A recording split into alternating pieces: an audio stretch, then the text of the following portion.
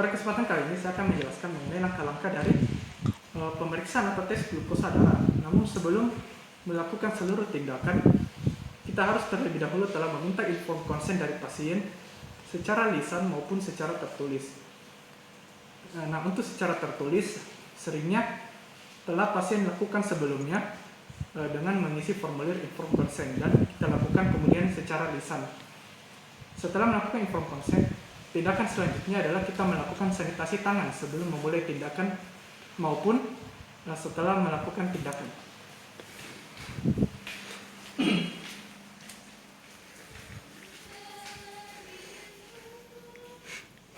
Nah, pertama kita basuh tangan dulu dengan air mengalir terlebih dahulu, kemudian mengambil cairan sabun, menggosokkannya di kedua telapak tangan saling menggosokkannya di kedua telapak tangan.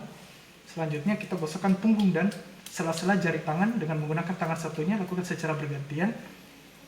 Lalu kita gosokkan kembali sela-sela jari dan telapak tangan secara bergantian. Dan selanjutnya kita membersihkan ujung-ujung dan kuku jari tangan dengan saling mengepalkannya dan kita gosokkan secara bergantian.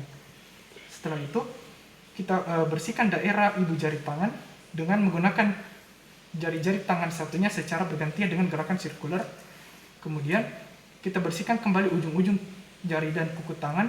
Kita gosokkan pada telapak tangan satunya dengan gerakan sirkular secara bergantian. Dan terakhir kita bersihkan daerah pergelangan tangan dengan gerakan sirkular menggunakan jari-jari tangan satunya secara bergantian. Membilasnya kembali. Dan kita keringkan dengan menggunakan handuk ataupun kasa steril dan kita siap untuk melakukan tindakan. Pada kesempatan kali ini saya akan menjelaskan mengenai teknik-teknik dari pemeriksaan atau tes glukosa darah. Nah, perlu kita ketahui sebelumnya manfaat dari tes glukosa darah. Yang pertama adalah untuk tujuan screening, diagnosis maupun untuk tujuan monitoring kadar glukosa darah pada pasien diabetes mellitus. Kemudian yang kedua, tes glukosa darah juga dapat membantu menilai faktor resiko dari penyakit-penyakit kardiovaskular yang berhubungan dengan perubahan kadar glukosa darah. Kemudian yang ketiga adalah tes glukosa darah juga dapat membantu menilai faktor resiko mortalitas dan penyakit non-kardiovaskular lainnya, seperti misalnya kanker. Lalu selanjutnya, yang pertama, metode pengambilan sampel glukosa darah yang akan kita gunakan adalah metode POCT. Nah, maksud dari metode POCT atau Point of Care Testing ini adalah sampel darah yang akan kita gunakan adalah sampel darah kapiler pasien, dan alat yang akan digunakan adalah glukosa meter. Kemudian untuk pengambilan darah kapiler pasien ini, saya akan mengambil kita dapat melakukan beberapa jenis pengambilan sampel darah pada metode POCT ini maupun metode lain nanti, yaitu yang pertama adalah sampel gula darah puasa, sampel gula darah sesaat, sampel GD2PP atau sampel glukosa darah 2 jam postprandial maupun sampel TTGO 2 jam atau sampel tes toleransi glukosa oral 2 jam. Nah, sebelumnya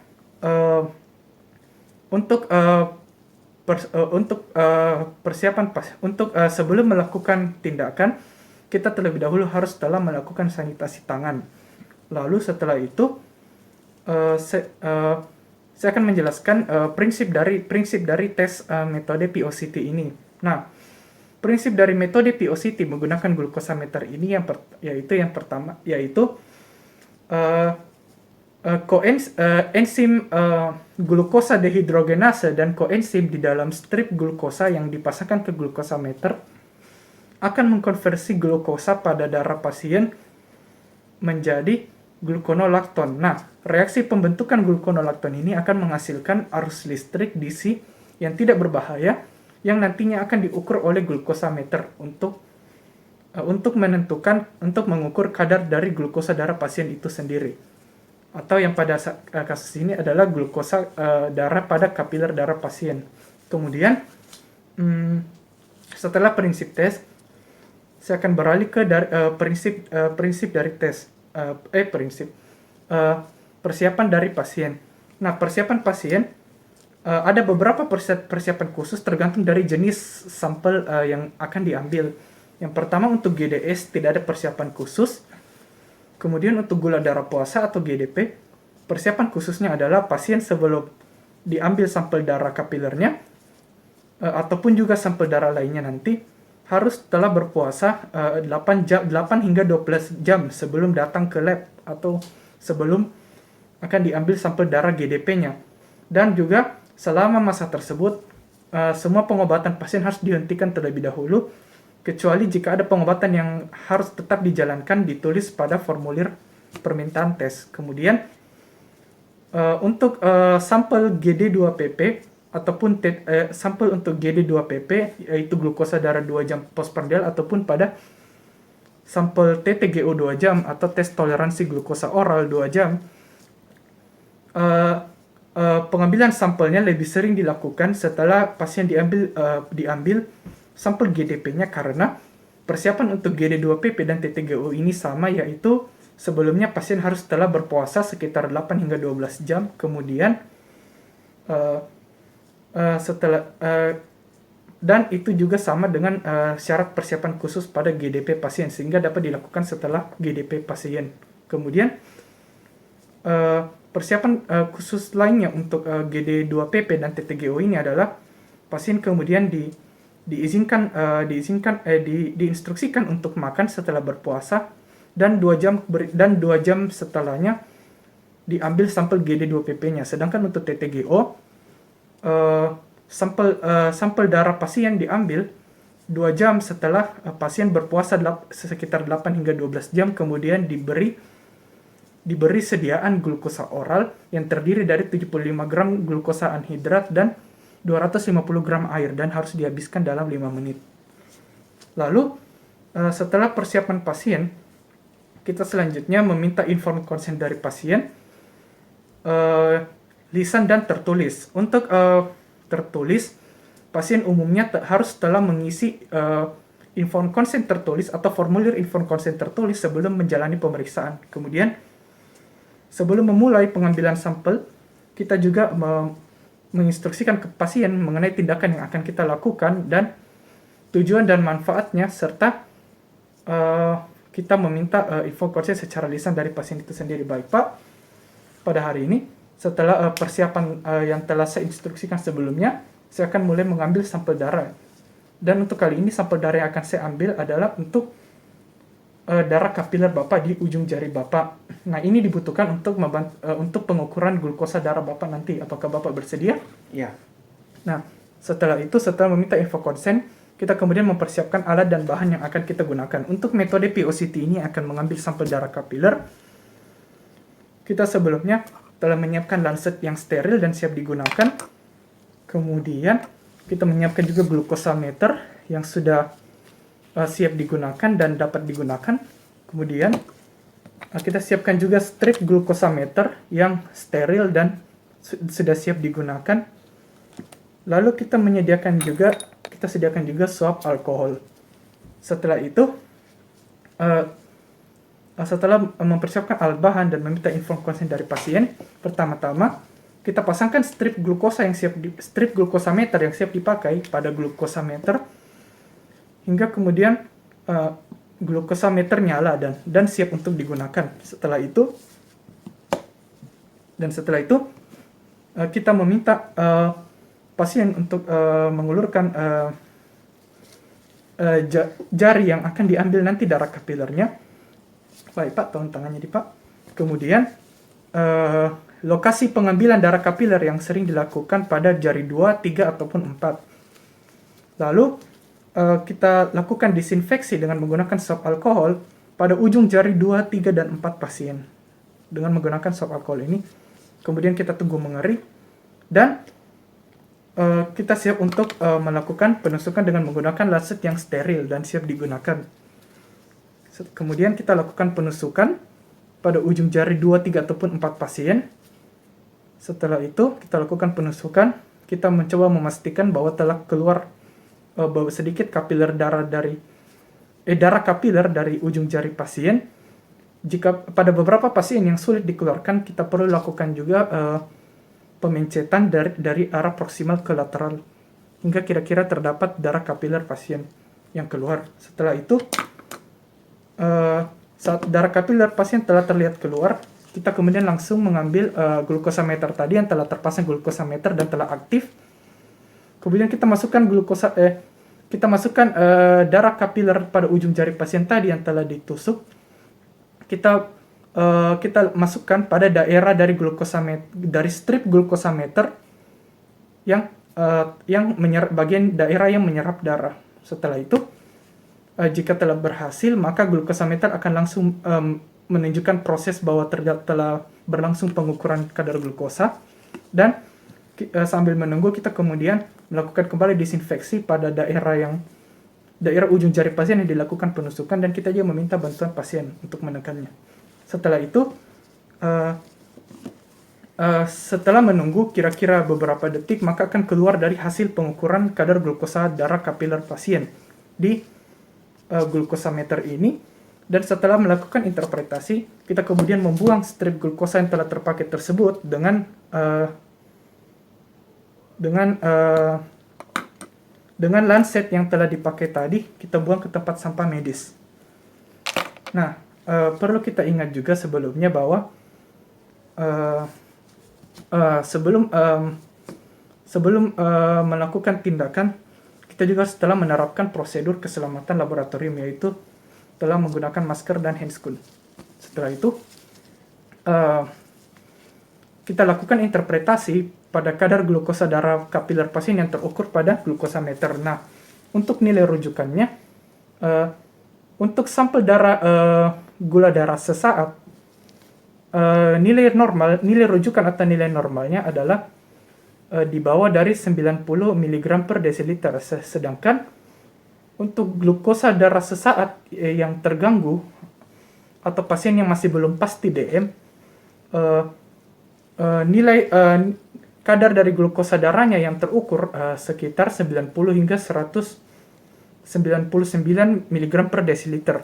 Sedangkan untuk pasien terkonfirmasi diabetes mellitus, kadar glukosa darah kapilernya yang terukur di glukosameter dapat sama atau melebihi 200 mg per desiliter. Kemudian, untuk gula darah puasa, pasien nilai rujukan atau nilai normalnya juga di bawah 90 mg per desiliter. Kemudian untuk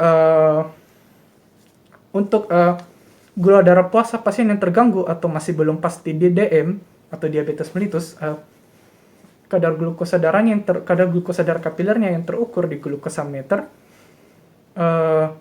pada kisaran 90 hingga 109 mg per desiliter. Lalu untuk pasien yang terkonfirmasi DM, maka akan berada di atas dari 110 mg per desiliter. Selanjutnya, untuk TTGO maupun GD2PP, nilai rujukannya sama, yaitu untuk nilai rujukan atau nilai normal di bawah dari 120 mg per desiliter untuk darah kapiler. Dan untuk toleransi glukosa darah yang terganggu antara 120 hingga 200 mg per desiliter, dan untuk pasien terkonfirmasi diabetes di atas atau sama dengan 200 mg per desiliter.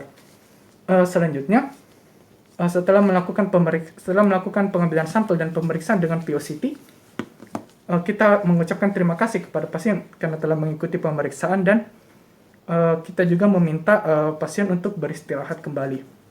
Baik Pak, terima kasih karena telah mengikuti pemeriksaan glukosa darah pasien, dan kita juga jelaskan mengenai interpretasi dari kadar glukosa darah pasien yang terukur. Setelah itu kita beralih ke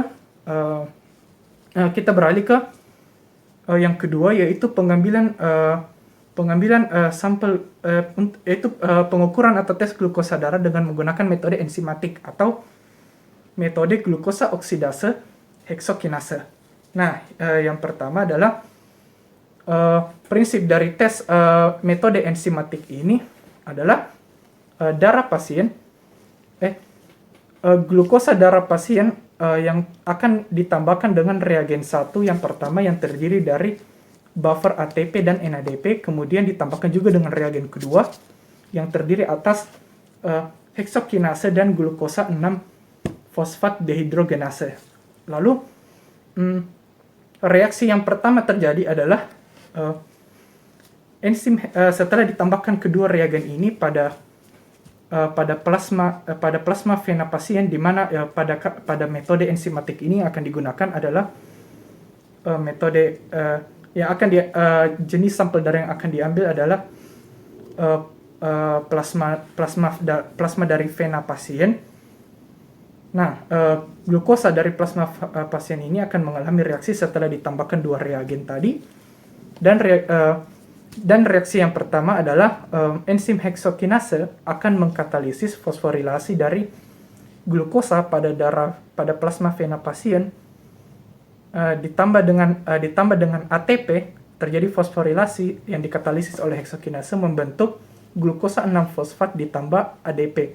Kemudian reaksi kedua yang terjadi adalah glukosa 6-fosfat tadi ditambah dengan NADP dari reagen kedua tadi akan dikatalisis reaksinya oleh enzim glukosa 6-fosfat dehidrogenase membentuk glukonat 6-fosfat ditambah NADPH dan ditambah hidrogen. Setelah itu, hasil dari seluruh reaksi ini akan diukur oleh mesin khusus atau mesin khusus yang disebut sebagai fotometer ini, dan terjadi pengukuran secara fotometri sehingga nanti akan terbaca hasil pengukuran dari kadar glukosa darah pasien. Nah, lalu selanjutnya untuk persiapan pasien sama seperti pada persiapan metode POCT tadi, di mana untuk GDS tidak ada persiapan khusus. GDP pasien harus telah puasa 8 hingga 12 jam sebelumnya, hanya meminum air, dan juga semua pengobatan harus dihentikan kecuali jika ada ditulis pada formulir permintaan tes. Kemudian untuk TTGO dan GD2PP umumnya dilakukan setelah pengambilan sampel GDP pasien, dan pasien juga telah makan ataupun diberi sediaan glukosa oral dan diukur 2 jam berikutnya, dan diambil sampel darahnya 2 jam berikutnya. Lalu perlu juga diingat bahwa setelah pengambilan dari sampel darah pasien, sampel darah tersebut hanya dapat bertahan hingga 1 jam. Setelah akhirnya nanti hasil pengukurannya jika melebihi 1 jam maka akan dapat mengganggu diagnosis maupun interpretasi nanti. Kemudian setelah persiapan pasien, kita kembali meminta informasi pasien secara lisan dan secara tertulis. Tertulis dilakukan di formulir yang telah diisi pasien sebelumnya, dan secara lisan kita juga menjelaskan tindakan yang akan dilakukan untuk mengambil darah pasien dan pemeriksaan yang akan dilakukan selanjutnya. Baik Pak, jadi pada kesempatan ini setelah instruksi sebelumnya, pada kesempatan kali ini saya akan melakukan pengambilan darahnya Bapak, darah venanya Bapak di sini, yang mungkin akan menyebabkan sedikit ketidaknyamanan karena akan melibatkan spoit atau suntik. Namun pengambilan darah ini sangat penting untuk pengukuran kadar glukosa darahnya Bapak. Apakah Bapak bersedia? Iya. Ya, saya akan berusaha sebaik mungkin untuk meminimalisir ketidaknyamanan yang mungkin Bapak alami. Setelah meminta inform consent, kita selanjutnya mempersiapkan alat dan bahan yang akan digunakan untuk metode pengambilan pengambilan plasma vena pasien ini. Yang pertama adalah spoit yang steril dan siap digunakan, kemudian juga kapas alkohol, kemudian juga kita siapkan tourniquet, kemudian kita juga telah mengenakan peralatan keselamatan laboratorium yaitu masker dan handscoot. Kemudian kita meminta pasien dalam posisi santai ataupun bersandar, dalam posisi istirahat ataupun bersandar. Kemudian kita lakukan proses pengambilan darah secara intravena, di mana kita memilih daerah pada vena mediana cubiti yang terlihat, lalu kita lakukan disinfeksi dengan swab alkohol. Selanjutnya, kita pasangkan turniket di bagian lengan atas pasien.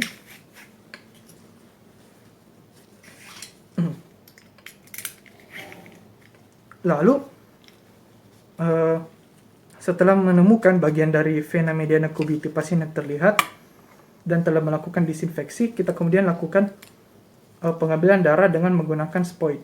Kita pastikan bevel jarum mengarah ke atas, kemudian kita tusukkan hingga mencapai sensasi seperti menembus kertas. Untuk intravena ini, untuk memastikan bahwa jarum telah berada pada vena pasien, kita lakukan sedikit aspirasi. Jika misalnya telah terdapat darah, maka dapat kita lanjutkan. Kita lanjutkan penarikan dari spoit hingga terambil cukup darah vena dari pasien. Setelah itu, kita tarik kembali bevel jarum. Kemudian kita menyimpan sampel dari plasma vena pasien ini, kemudian dan kita lakukan disinfeksi pada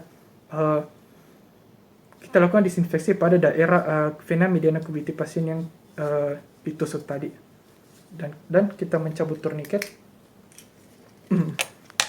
dan kita minta pasien itu menekuk.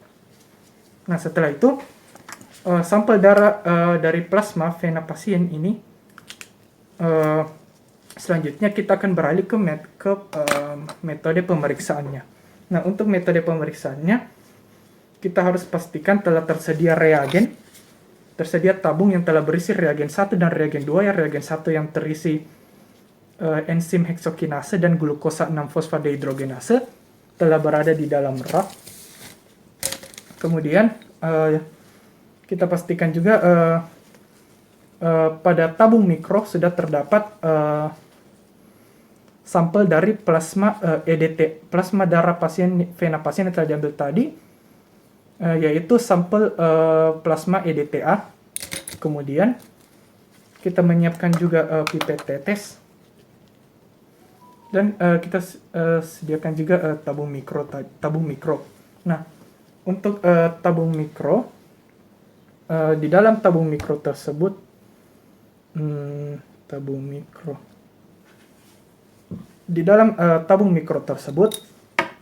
kita pastikan telah terdapat reagen 1 dan reagen 2 di dalamnya. Kemudian kita ambil juga sampel dari plasma EDTA pasien tadi sekitar 500 mikroliter, dan kita masukkan juga ke dalam reagennya, ke dalam tabung yang telah berisi reagennya, dan kita letakkan ke dalam rak. Kemudian mesin pengukuran secara ultraviolet tersebut kita atur programnya untuk program mengukur glukosa darah, dan kita tunggu hingga proses pengukuran selesai. Nah, mesin akan melakukan pengukuran secara fotometri. Setelah itu pada mesin akan terbaca hasil-hasil dari pengukuran kadar glukosa darah pasien. Nah, untuk interpretasi, setelah kita melakukan interpretasi, kita kemudian membereskan alat-alat dan bahan yang akan kita gunakan. Dan untuk alat-alat tadi seperti spoit yang telah digunakan, kita kemudian letakkan ke tempat sampah medis beserta dengan tabung reaksi dan tabung mikro lainnya kita bersihkan dan kita letakkan kembali ke tempat penyimpanan. Nah, untuk hasil interpretasi dari kadar glukosa darah pasien pada plasma vena, terdapat beberapa nilai rujukan yang berbeda dibandingkan dengan pada darah kapiler.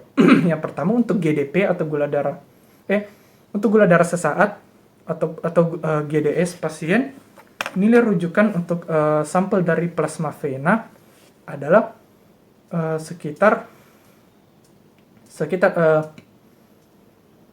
110 hingga 199 di bawah dari 110 mg per desiliter. Dan untuk glukosa darah sesaat pasien yang terganggu atau yang masih belum pasti DM, maka nilainya adalah pada kisaran 110 hingga 200 mg per desiliter. Lalu untuk pasien yang terkonfirmasi DM, maka GDS-nya akan berada di atas 200 mg per desiliter.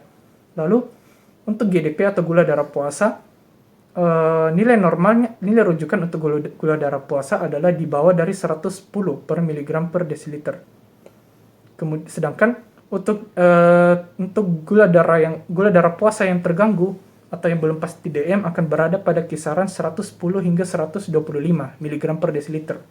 Dan untuk pasien terkonfirmasi DM, GDP-nya akan berada di atas 126 mg per desiliter. Lalu untuk TTGO dan GD2PP, nilai rujukannya untuk pada sampel plasma vena pasien, nilai normalnya adalah di bawah 140 mg per desiliter. Sedangkan untuk toleransi glukosa darah yang terganggu akan berada pada kisaran 140 hingga 200 mg per desiliter. Dan untuk pasien terkonfirmasi DM akan berada pada kisaran di atas 200 mg per desiliter. Kemudian setelah melakukan interpretasi, kita mengucapkan terima kasih kepada pasien karena telah mengikuti prosedur pemeriksaan dan pengambilan sampel darah untuk pengukuran atau tes glukosa darah, dan kita menjelaskan mengenai hasil interpretasinya. Setelah itu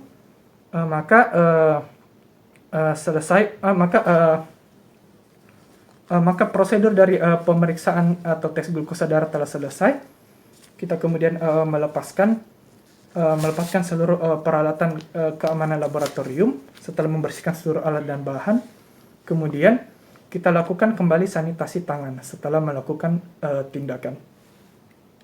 Setelah melakukan tindakan, kita juga perlu melakukan sanitasi tangan setelahnya, yaitu yang pertama dengan membasuh kembali kedua tangan dengan air mengalir, mengambil cairan sabun, kemudian kita menggosokkan kedua telapak tangan, saling menggosokkannya, kemudian kita gosokkan punggung jari tangan dan sela-sela jari tangan dengan jarak tangan satunya secara bergantian.